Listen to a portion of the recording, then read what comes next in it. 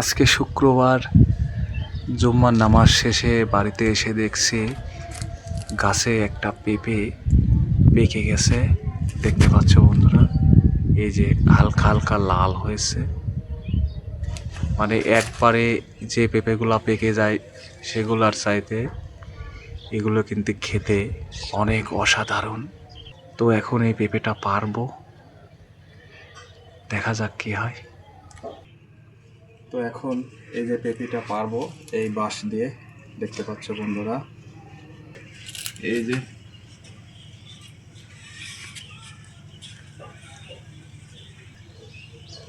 এই যে আমি বাঁশ দিয়ে এখন ধাক্কা দিব।